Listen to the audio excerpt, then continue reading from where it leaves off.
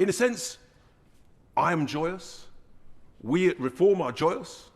We've just completely smashed it last Thursday in the local elections when voters said, after May 2025 and the success of our brilliant 10 councils where we have a majority group, voters have said we want more reform. Richard Tice used the King's Speech debate to argue that the government had failed on energy, economic growth, regulation and public trust, while also framing Reform UK's recent electoral momentum as a sign of deeper political dissatisfaction. And that surely heightens the arrogance and the stubbornness of this dreadful government. What makes this exchange stand out is not just the criticism itself, but how confidently it was delivered while MPs openly tried to undermine it in real time.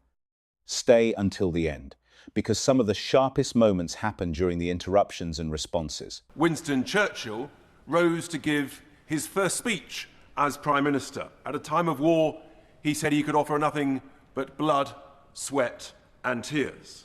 And 86 years later, we have heard from Britain's most unpopular, possibly the worst Prime Minister ever.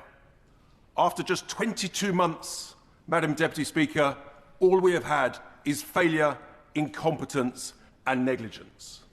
And we have a programme of government in this King's Speech that in a sense represents everything that this Prime Minister currently that we suffer under represents. Process and regulation. Process and regulation. And the thing about that is that that just drives up costs.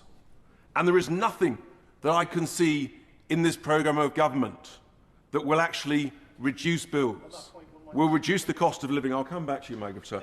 That will reduce the cost of living and that will drive up growth, drive up prosperity and drive up the quantity of jobs. But I will give way to my honourable member. I thank my honourable friend for giving way. He talks about regulation. Would he enlighten or educate me? Because I have failed to identify a successfully self-regulating industry anywhere in the world. When you remove regulations, you harm consumers, animals, nature and the planet. So please, can you enlighten me or educate me on what the alternative is? So the honourable gentleman refers, what we want, Madam Deputy Speaker, is smart and safe regulation. Yes. What we don't want is daft, dither and delay. And this Prime Minister, of course, represents all of those three things: dither, daftness and delay. But in a desire, of course, Madam Deputy Speaker, to be constructive, I have scoured this bill and I have found some good news. And the greatest news of this programme for government is there is one bill where this government has copied and learnt from Reform, listened to what I said almost exactly a year ago when I said we must nationalise British steel and invest in it and grow in it so that it becomes the heart of our sovereign steel-making capability. And although it is somewhat delayed after a year, thankfully, this Prime Minister has listened to me and Reform.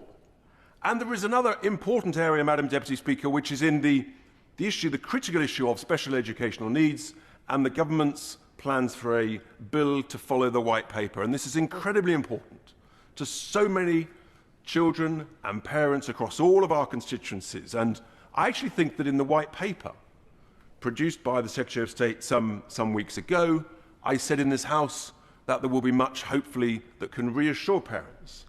And as we look at the details of that bill, what I hope is that some of the measures that are brought forward that will give better outcomes for children, faster outcomes for children, that will reduce the conflict between parents and councils. I would urge this government to try and accelerate some of those measures for the benefit of so many children. I think that is absolutely vital. But, Madam Deputy Speaker, there is some very bad news in this bill, I regret to say. And the first of that is that when we all talk about the crisis of our energy bills and our electricity bills, the plans for an energy independence bill will make things dramatically worse and completely unbelievably, ignoring all the evidence of the growth of the 80s and the 90s in the last century when we were growing at 2.5% to 4% most years because we used the great energy treasure in the North Sea of oil and gas. This government thinks it's a good idea, it's a terrible idea, to ban all new exploration of any more oil and gas fields. Unbelievable. We must be the only nation in the world with the joy and the pleasure and the treasure of oil and gas that says, no, it's a good idea to leave it down there. It's unbelievably incompetent, it is negligent, and it is the reason that we have such high energy bills. And it's an absolute tragedy, because that could drive up the growth and the prosperity. So we must absolutely ensure that that does not happen. My other deepest concern of all in this programme of government, Madam Deputy Speaker, is that, in a sense, I am joyous. We at Reform are joyous. We've just completely smashed it last Thursday in the local elections when voters said, after May 2025 and the success of our brilliant 10 councils where we have a majority control, voters have said we want more reform. They have said they've given us 10 more councils to have full control of, another 9 more councils where we are the largest party. I give way to the honourable gentleman. The Honourable for giving way. He says they want more of it. Well, we've had lots of Reform councillors elected in the past year, and we've had a Reform councillor in my patch of Stevenage. When the voters had the first opportunity to actually give their view on that performance, he was turfed out, and we got a Labour councillor back in. So is that really true? Clearly, the honourable gentleman may not have looked at the data, but the data shows that we have secured some 1,450 new councillors, and I think the Labour Party have lost well over 1,000 new councillors to the benefit of our great country, Madam Deputy Speaker. I will share the love by giving away to the honourable lady. I am most grateful to the honourable member for Boston and Skegness, but does he, in talking about the successes of reform in England, not recognise that it is possibly the bombast and the predilection for foreign money which means that Plaid Cymru now holds Welsh Government in Wales and reform does not? I congratulate Plaid Cymru on the success, of course, but I also note the success of reform in the second largest party in Wales. And we are indeed, Madam Deputy Speaker, proud to be the largest unionist party across Scotland and, of course, Wales. I will, of course, give way once more to the... I thank the honourable member for giving way. I believe in Milton Keynes, the Reform Party was forecast to win 26 seats, but after the honourable member's visit, that went down to 9. Does that not prove that the more they get to see of you, the less they, the more they get to see of the honourable member and his party, the less they want them?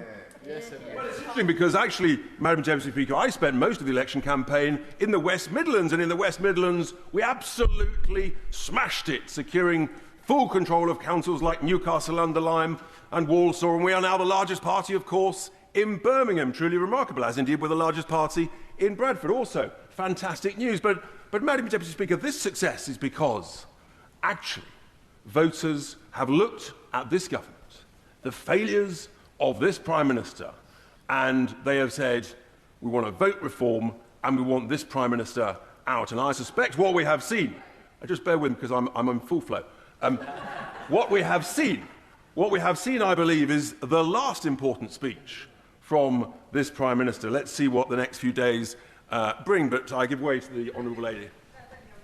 And for giving way, he mentions Bradford District and notes the fact that Reform got the largest number of seats. But will he also recognise that the vast majority, 3/4 of people across the Bradford District, voted for parties other than Reform UK? And will he recognise that whilst they got seats, they are not popular? Clearly, if we've just won and become the largest party in Bradford, by definition, we must be popular. Now, obviously, I'd like to please everybody, but sometimes even that is not possible. That's the joy of democracy. No, the reality is, Madam Deputy Speaker, that the voters have spoken. I have given way to the honourable gentleman. I feel people may have enjoyed my dialogue and others wish to speak. But the key thing is that the utter failure of this programme of government is that they now think it's a good idea, having listened to the voters from last week who've said we want, in the Midlands and in the North, in those Labour heartlands, who voted 10 years ago, they wanted less EU, they wanted less European interference. What is this government's brilliant response? How have they listened to the voters from last week? They have stuck 2 fingers up to the former Labour voters in the Midlands, in the Northern heartlands, and they said, we're going to ignore you. We're going to try and go back to the failing European Union. And that surely heightens the arrogance and the stubbornness of this dreadful government. And actually, I will give way to this good-looking gentleman. Immensely grateful to my constituency Labour for giving way. I agree with a lot of what he said about the failure of successive governments who represent what the Leader of the Opposition described earlier as the political class I would describe as the liberal orthodoxy. There's been a liberal left orthodoxy which has prevailed in this country over successive governments, and it has been at the odds of the sentiments, the wishes, the hopes, the fears of the vast majority of ordinary people. It's not just his party, it's for my party certainly, and respectfully I might say to all political parties, to recognise that gulf between the establishment's view of the world and the people's. Richard Tice. I thank you. Well, that's the joy of competition. At the moment, we seem to be winning the competition based on the elections last week. But I conclude, Madam Deputy Speaker, by saying, surely this government should have listened to voters last week and said, actually, we've got it wrong on energy. We need to have more oil and gas to bring the bills down like they bring them down in the United States. We need to be more sovereign independent and more distant from the failing economic model of Brussels. But no, they've done the opposite. But I bring hope, Madam Deputy Speaker, to this country, because once there is a new Labour Prime Minister, unelected, the good news is that will accelerate a general election when the country will vote reform. This exchange captured a broader political mood developing across the UK: frustration, division, and competing visions for the country's future. If you found the debate interesting, share your thoughts and join the discussion in the comments.